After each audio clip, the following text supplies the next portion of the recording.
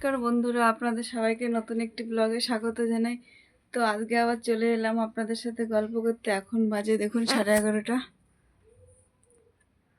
তো আজকে সকাল দুপুর সব রান্না একবারেই হয়ে গেছে। রাত দেখুন ভাত, আর আজকে আবার ছেলেকে নিয়ে সেই রিহার্সেলে যেতে হবে, ওদের স্টেজ রিহার্সেল। তাই একটা ডিম ছিল, সেটাতে একটা সয়াবিন করেছি। এটাই সেই কালকের ভাত হয়েছে। আর এটা হচ্ছে সে একটু মোচা ঘন্ট, আর একটু গাজর বিনস, আর একটু বাঁধাকপিতে ভাজা।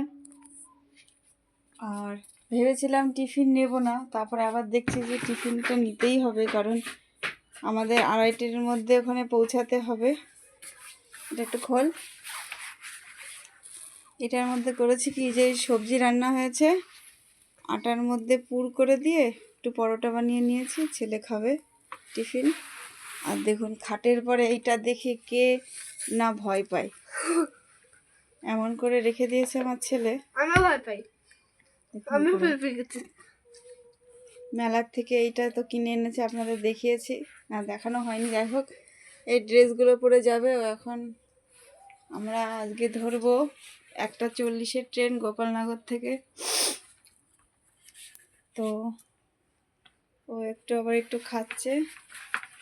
কেমন লাগছে খেতে? খুব সুন্দর।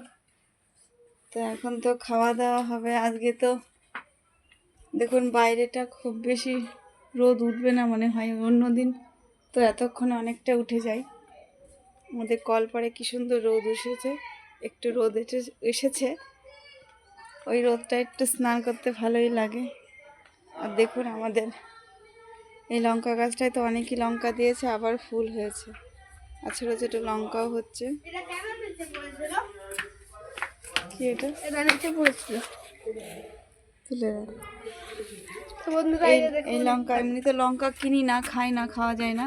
তবে যখন খুব দরকার হয় না, গাছটার থেকে একটা একটা করে লঙ্কা ছিঁড়ে খাই। আর এখন বন্ধুরা আমার মার নতুন ক্লিপ, আমার আগে পড়বে এগুলো। আমি ক্লিপটা কিনেছি, ও খুব আনন্দ পেয়েছে, কারণ আমি সারা জিনিস কিনি না, আমি এত সাজি না তো।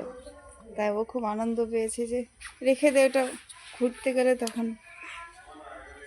আর জানেন আমার মা কিচ্ছু কিনতে চায় না, কেউ কিছু কিনে দিলেও। আর এই বেগুন গাছগুলো তো পাহারা দিয়েই রাখা যাচ্ছে না।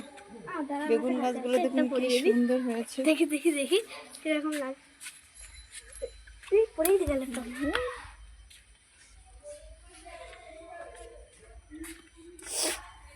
আর এই ড্রাগন গাছটা দেখুন এখন একটু ভালোই হচ্ছে।